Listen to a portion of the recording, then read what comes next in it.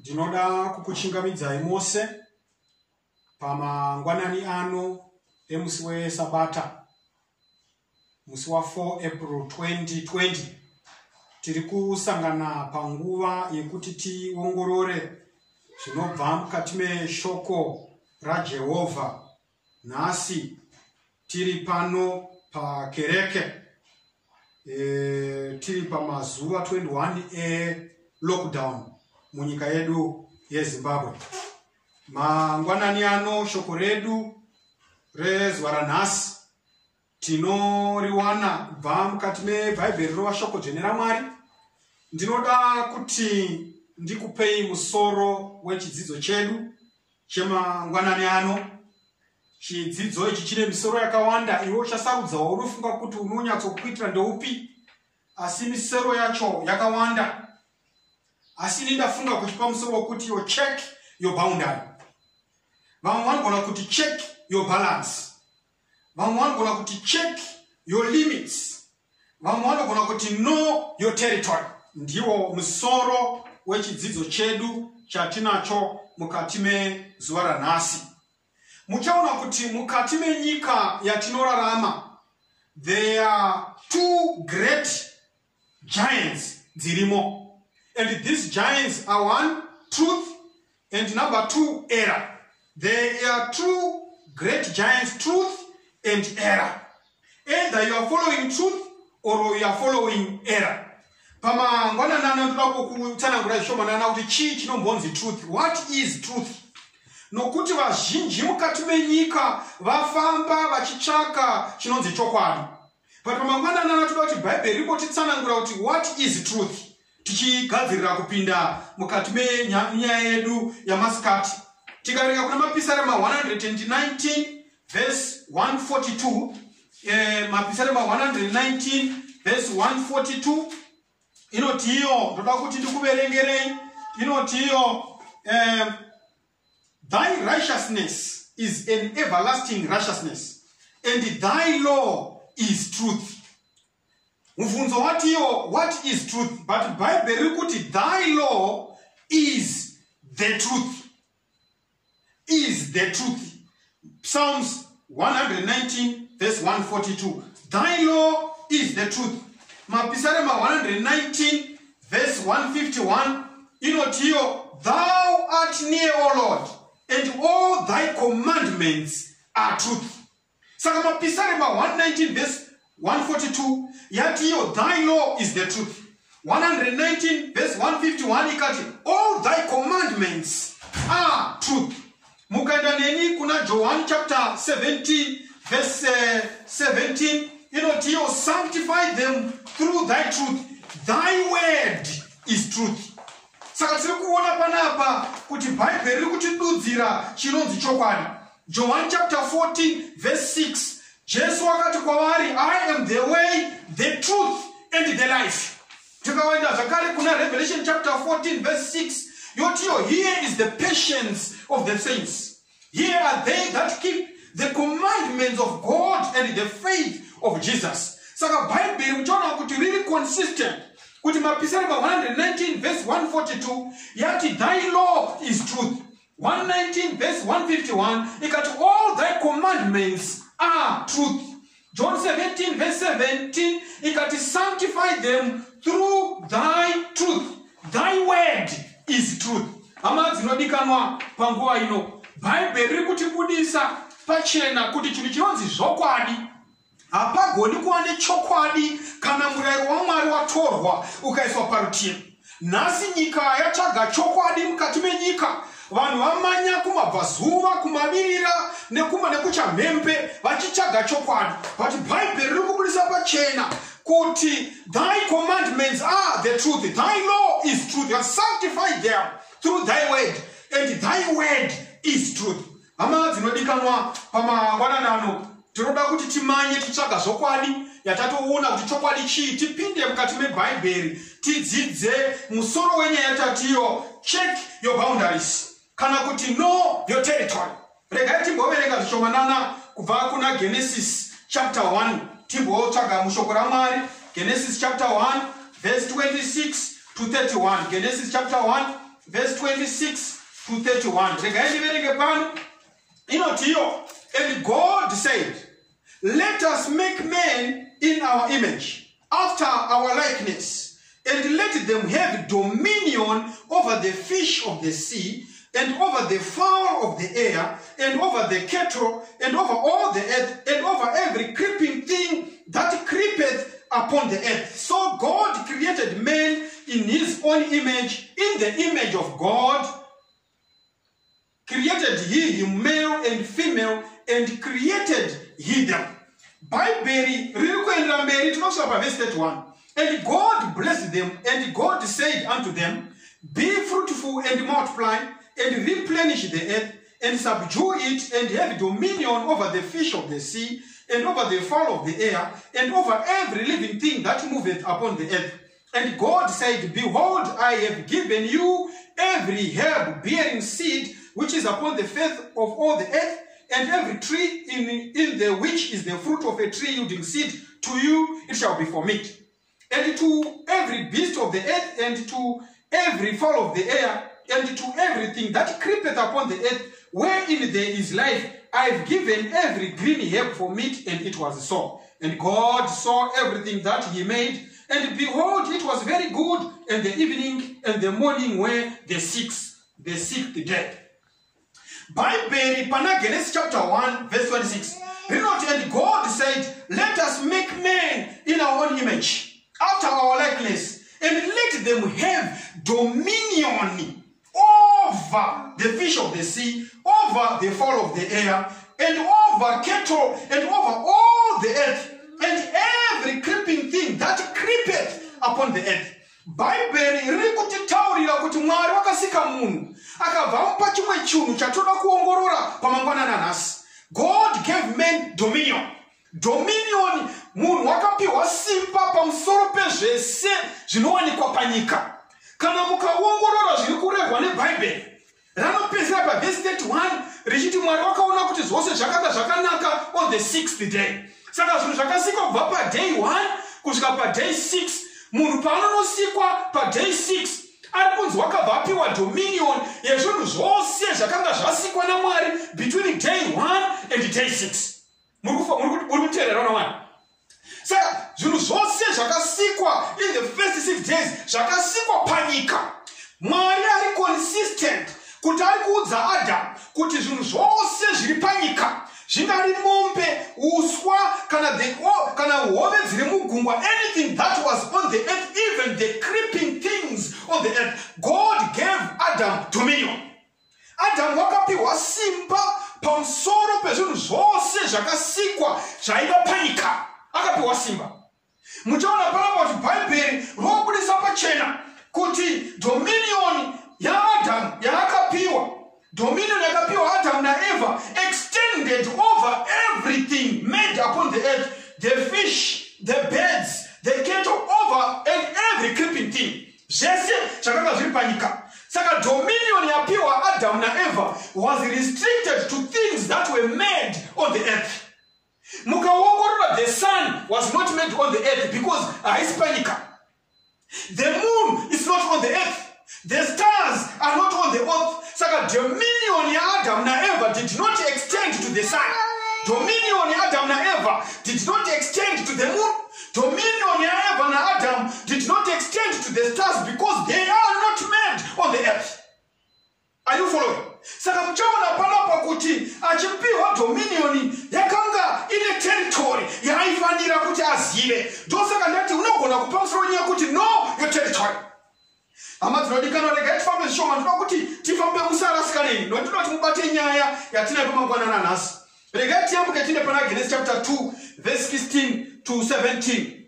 Genesis 2 verse 16 to 17 inoti panapa. And the Lord commanded the man, saying, of every tree of the garden thou may freely eat, but of the tree of the knowledge of good and evil thou shalt not eat, for in the day thou shalt eatest thereof thou shalt surely die.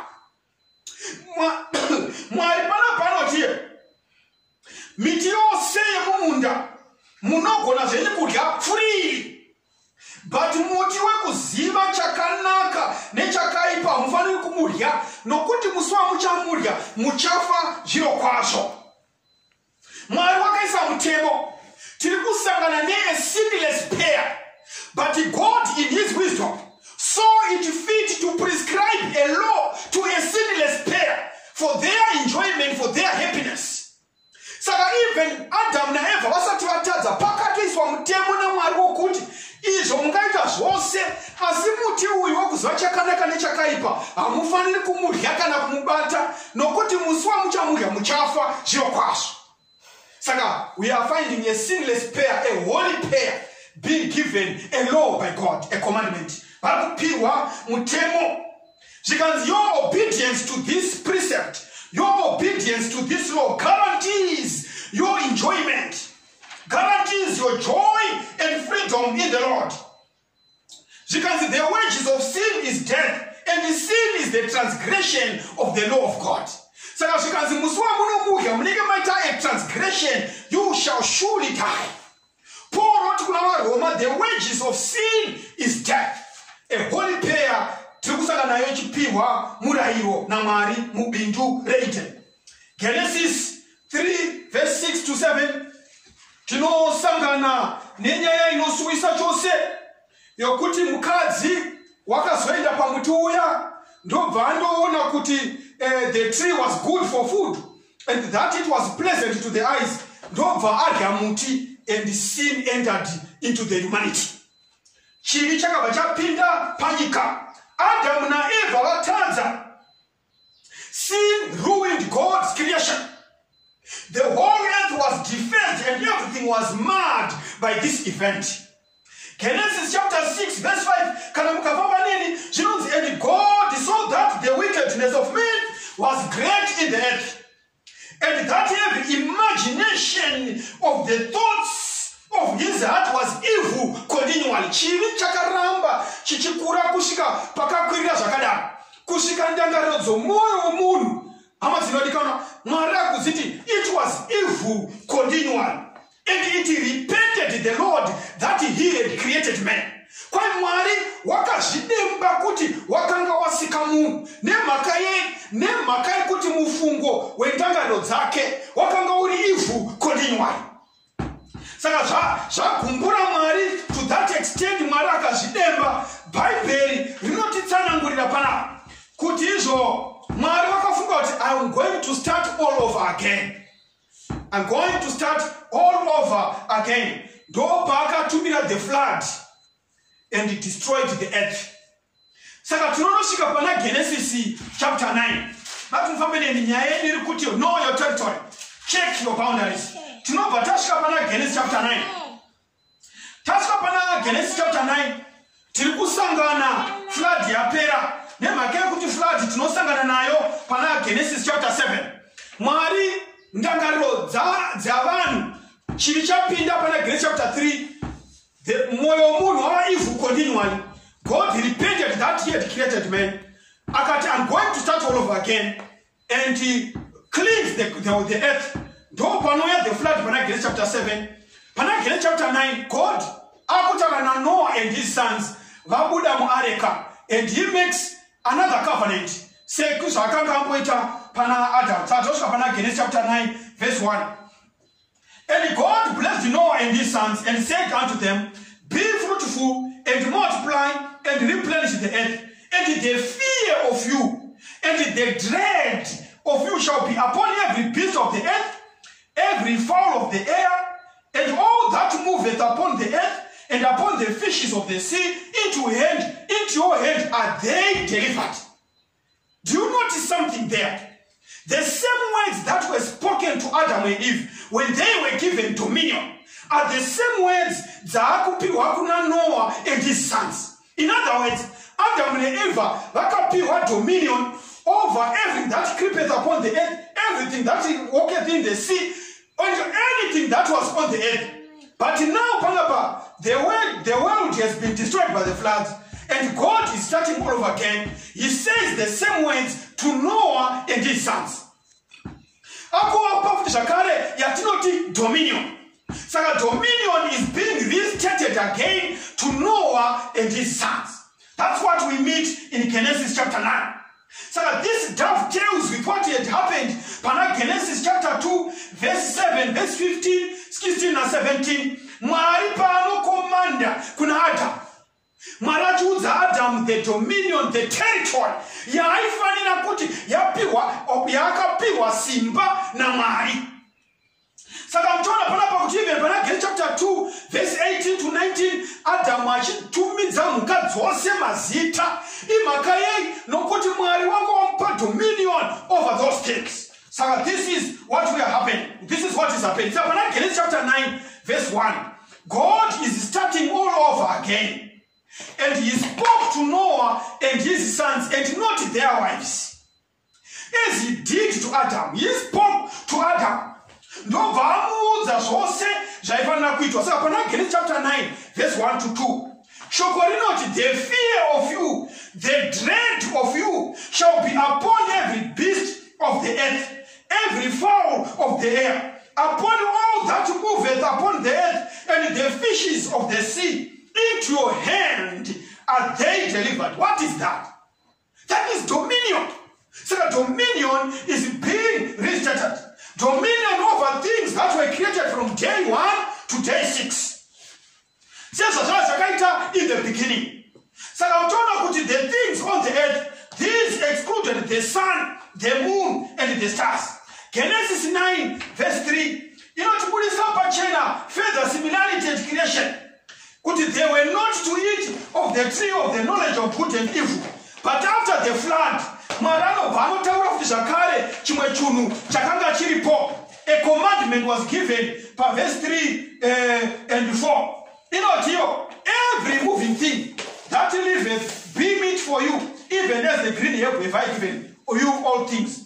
But flesh with the life thereof, which is the blood thereof, shall you not eat. Adam na Eva the tree of knowledge of good and evil. It was a restriction on the diet that God gave to the first pair. But Panapa, now the earth has been made anew. For the Nebuda flood, like no. Mwana the restriction. Kuti munogona yani kurya nyama. Asimusa gazipuka neropa. Nokuti ropa hupeni wechipuka chocho. Another restriction was given. So you find kuti God is consistent. Kuti pavanu vake vazvisarudzira akaita vake anotomupa mutemo wokufamba nawo. So you find kuti law, the commandments or the precepts of Jehovah, even for holy people, for them to have joy and happiness in the Lord. So you cannot separate the two. God's kingdom has got its own laws that are supposed to be followed by humanity. But nasi nyika yaramba vakataura zvavataura vakati aiwa mutemo wakarigwa pamuchinjikwa zvikazonzi kudini. But Bible notaridza consistently that wherever God's people are, the precepts of Jehovah also follow. Saka ndo zvatiri kuona panapa. Musarasika pamusoro wenyaya unotiyo know your boundaries. Check your territory. Know your territory. Regai fambe panapa tiine zvishoma. Timbonoona zvatinoona panapa. Saka mtaona kuti tonombo examine an issue of dominion.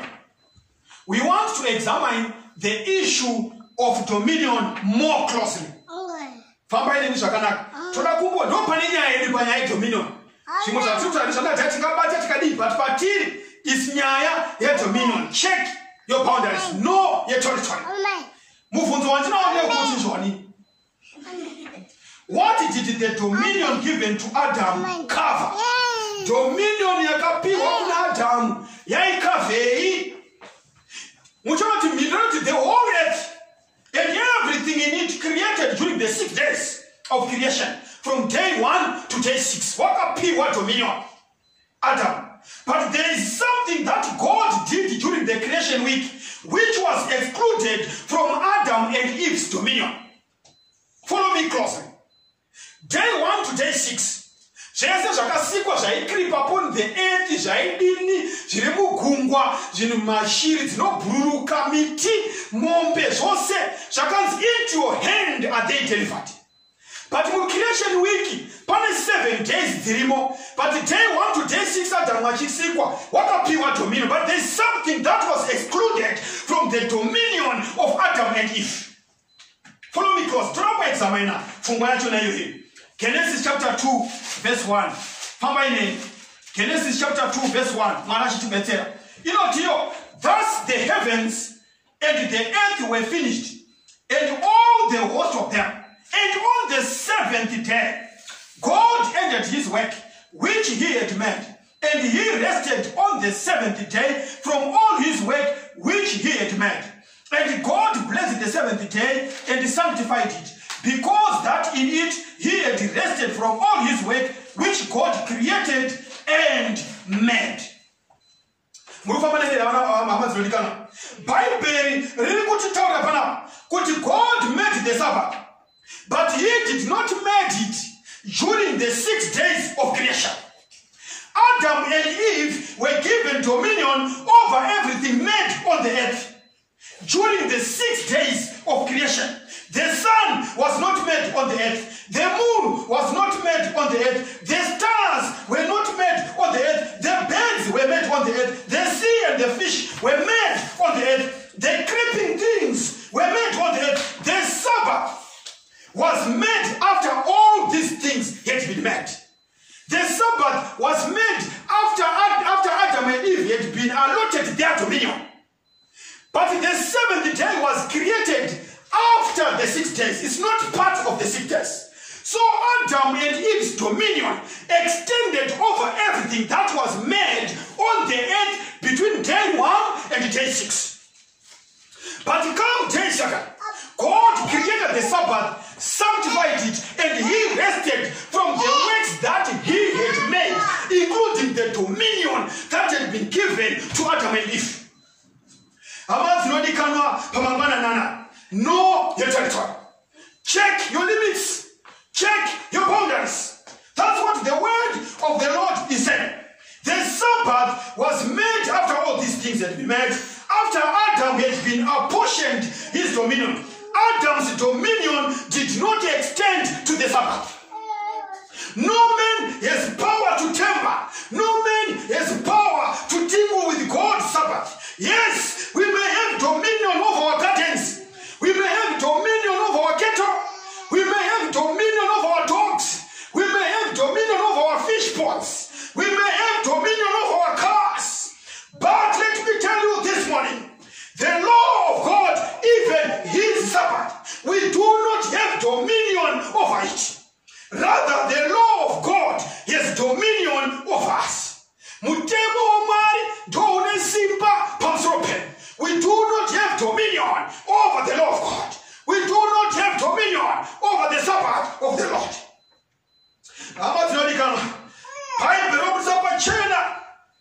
We have dominion over the earth. But God says he has a law that has dominion over humanity. God instituted laws for sinless beings as a condition of their happiness. It was a condition of their happiness. Adam and Eve were happy in the Garden of Eden until they broke God's law and they were chucked out of the garden. So the law was a surety of their happiness until they sought to exercise dominion over things that were not being covered under the dominionship that had been allotted to them. Exodus chapter 20, verse 8 to 11. Not remember the Sabbath day to keep it holy. 6 days thou shalt labor.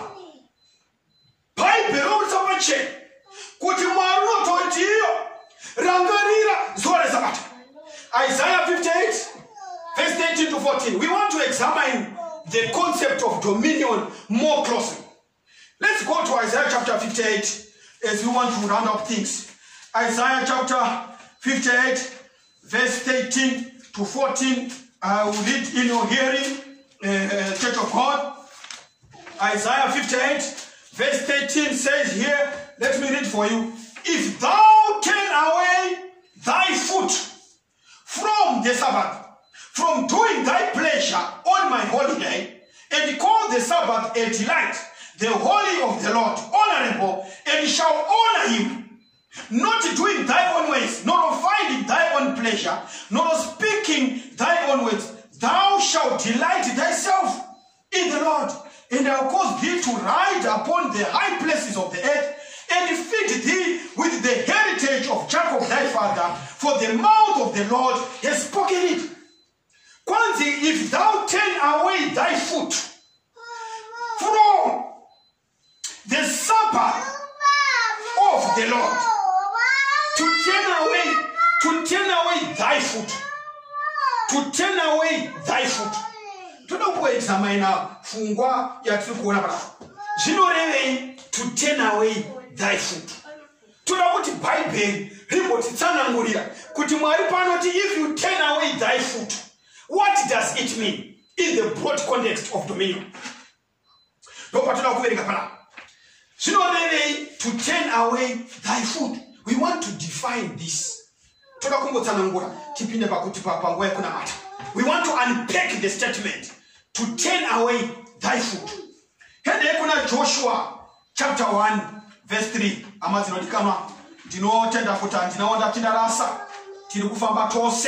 We want to unpack the statement tilipana Joshua chapter 1 verse 3. Joshua chapter 1 verse 3. Joshua chapter 1 verse 3. You know here, every place panapa tirikusangana Mwari achipa charge kuna Joshua. Moses wanga wafa muranda wa Mwari. Mwari ndobva ataura na Joshua the son of Nun, muranda wa Moses. Achibva ati Moses muranda wangu iko zvino waita sei? Wafa. Saka chisumuka iwe uyambuke Jordan. Ndi Mwari wakutaura na Joshua. Saka pa verse 3 Mwari wakutaura na Joshua. Anotiyo panapo Joshua chapter 1 verse 3. Every place that the sole of your foot shall tread upon, that have I given unto you, as I said unto Moses. Kwanzi, every place that your foot shall tread upon, I have given unto you. What is that? That is dominion. Every place that you shall set your foot in. When Joshua, never Israel. Murana wangu Moses wafa, but pose pojatsika tsoka yako ndakupa jimbo yoyo. So to set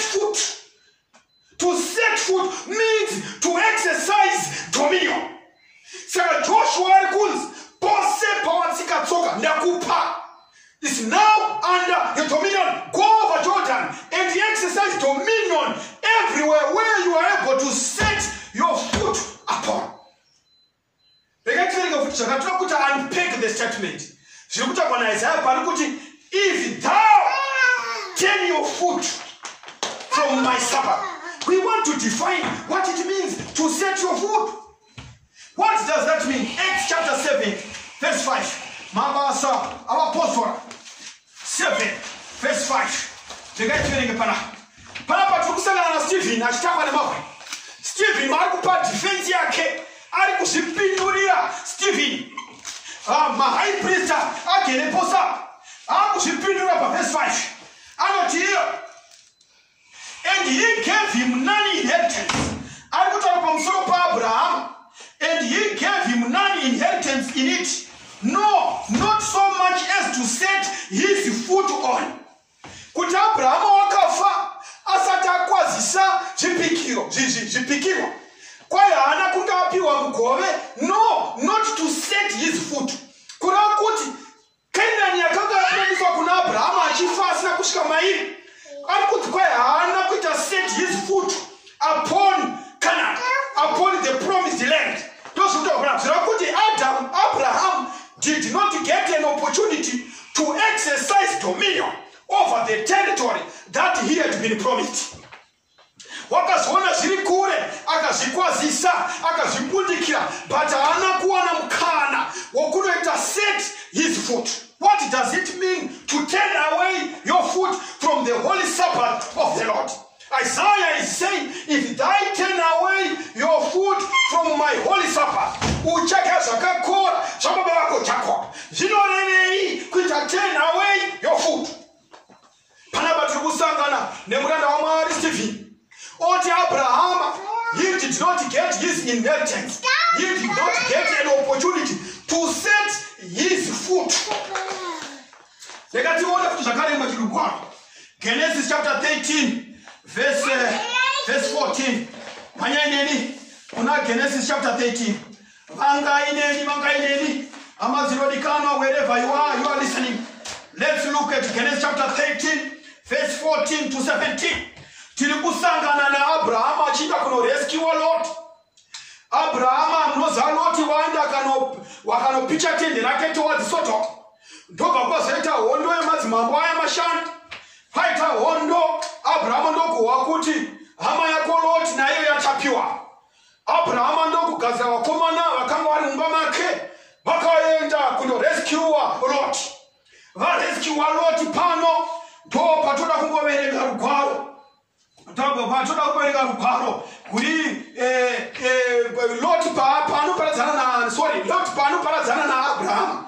Lot wasanza kwano da kwa kachakiri kuchake munda wa mwali ndo vaenda Abraham asara Lot wasanza ba remember the struggle yakata pakatiwa pawafudze mombe wa Lot ne wafudze mombe wa Abraham zvikanzarisa unikiri amana ya matiko nekuti tigwisana iwe chisumza so usamze kwanoda kumusoro ezasi pauza nyemba kana tukupi iwe katichadzira zasi ni chakwidza iwe kati kumavirira nchenda kumabuda zuwa Lot ndo basa ndo vaenda kwaida. Zvinonzi ipapo Lot waparadzana na Abraham. Mutumwa wa Jehovah ndokuya kuna Abraham. Ndopata kuverenga manje. Pano pana Genesis chapter 13 verse 14. Ikabva yati, and the Lord said unto Abraham after Lot was separated from him, lift up thine eyes and look from the place where thou art northward and southward, eastward and westward. For all the land thou seest, to thee I will give it, and to thy seed forever. And I will make thy seed as the dust of the earth, so that if any man can number the dust of the earth, then shall thy seed also be numbered. Verse 17, arise, walk through the land, in the length of it, in the breadth of it, for I will give unto thee. Arise, walk in the land, set your foot in the length, the breadth, the width, the diameter, the circumference. Walk. What is that? Set your foot. Abraham, I will give that land to you and to your posterity, to your seed that shall come after you. In other words, the Bible is saying, what could Abraham walk in the land? Could have to set your foot. Abraham, you have given you dominion. Job chapter 1 verse 6. Maybe that verse can bring clarity as we close the issue of dominion. Job 1 verse 6 to 7. This one is very interesting. Come with me. Job chapter 1 verse 6 to 7. This one is very interesting, I promise you. Come with me. Job chapter 1. Job chapter 1 verse 6 to 7. You know Job verse 6. Now there was a day when the sons of God came to present themselves before the Lord. And Satan came also among them. Verse 7. And the Lord said unto Satan, whence come thou? Then Satan answered the Lord and said, from going to and fro in the earth, and from walking up and down on it. Satan was called. Satan. Satan.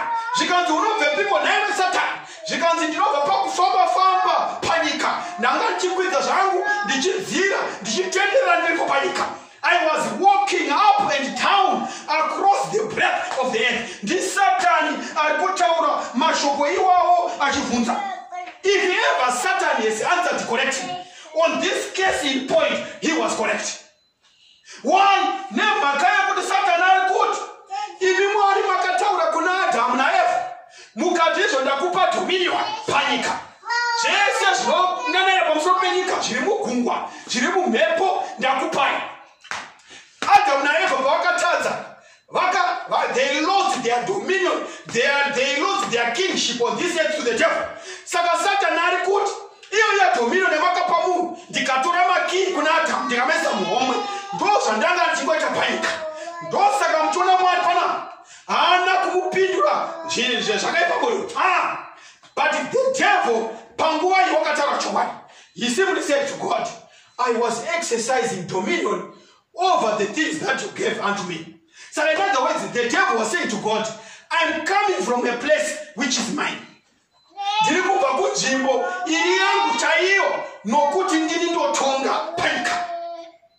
So I'm coming from exercising dominion from a place that is mine. That is what the devil was saying to the Lord, and he was devilish. He was exercising dominion over things that are rightly his. Muchaona kuti Bible not pana Isaiah 58 verse 18 to 14. If thou turn away thy foot from the Sabbath, from doing thy pleasure on my holy day, and call the Sabbath a delight. Bible ringotaura kuti kana ukadzoka dzako paku exercise a dominion over any area that you do not have dominion. Because to exercise, to set a foot means to exercise dominion. The world has now exercised dominion over the Sabbath of the Lord. The world is in a mess as we speak. There is coronavirus, there are all kinds of diseases. The world is in upheaval. Why? Because people have attempted to exercise dominion over things that are not theirs.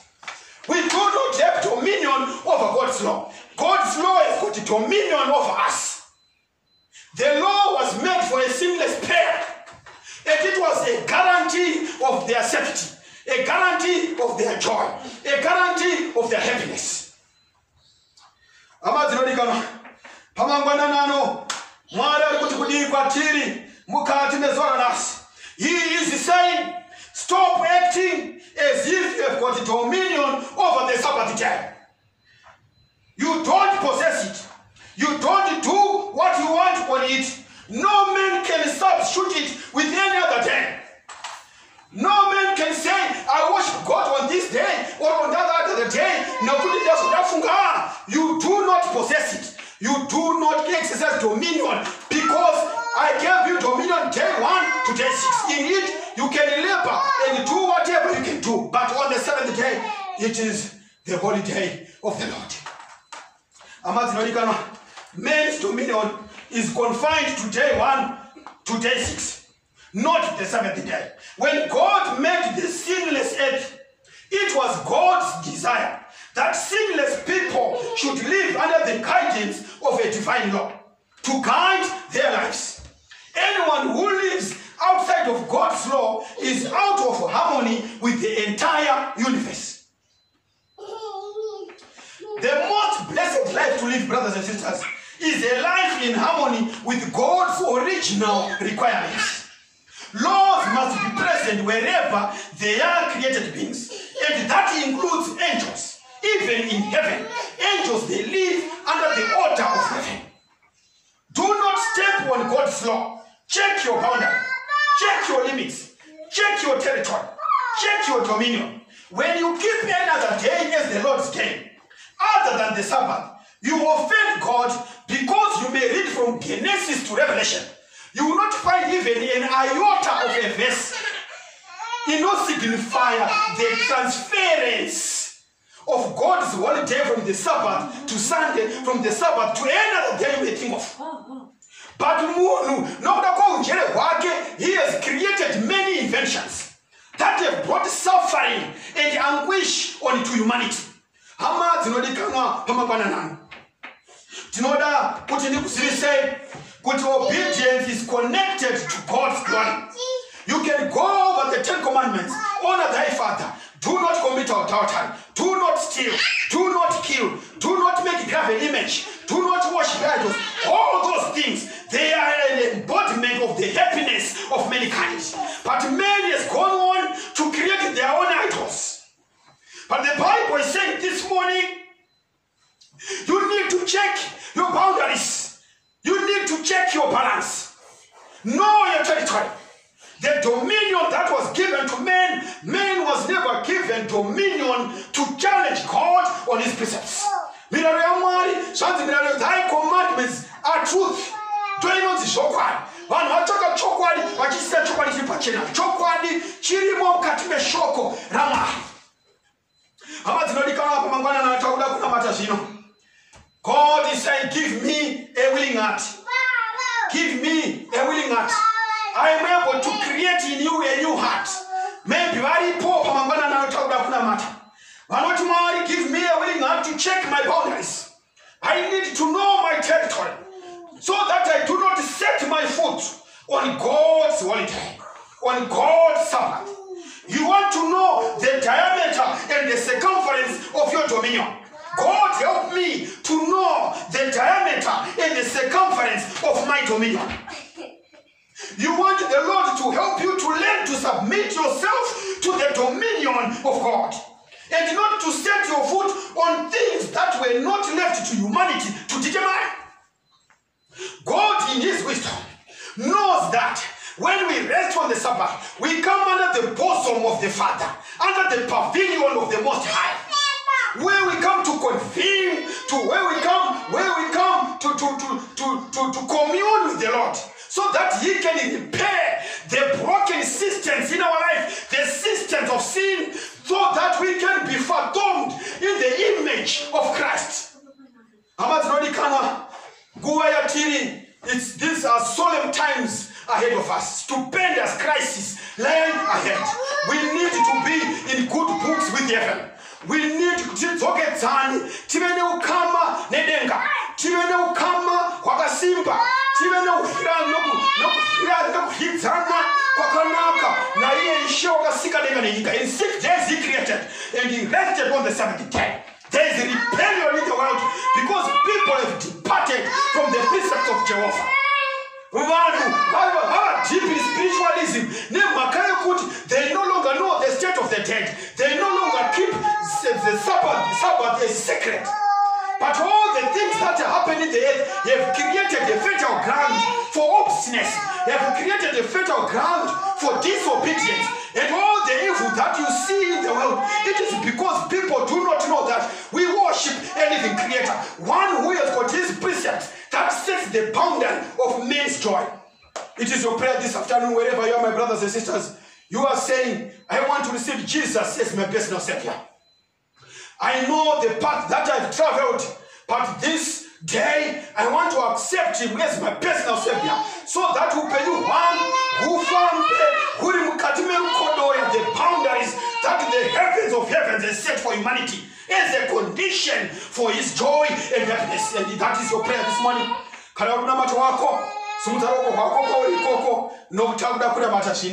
We are now praying. Know your boundaries. Do not set your foot on things that pertain to Jehovah. We are now praying. Baba wedu muri kumusaba kudenga. Tinomuonga hii pangwana maskati. Yesu wale nyuchene. Tunakutenda mwari no kuti tarasika. Tarasika mwari tika exercise a dominion over things that we have not left to humanity. People have desecrated your holy Sabbath. People have desecrated your commandments. People have lived as if there is no God. But this morning, we lift up our dirty hands that you may create in us a new heart. We are praying for new beginnings. We are praying for the ability to discern the truth. We are praying for that special embodiment of the Holy Spirit in us, so that we may know how and where to set our foot. We may know the boundaries of our dominion. But as regards your holy law, Lord, help us that we may be obedient sons and daughters of the kingdom. As you are preparing to take your children home, may you write our names in the book of life, so that when the trumpet shall sound, we may stand in our places without fear. For we know that our Master and Lord, our Master and Savior, Jesus Christ, is come to save us. He has come to redeem us. Save us, Father, this day. For I pray all this in the mighty name of Jesus. Amen.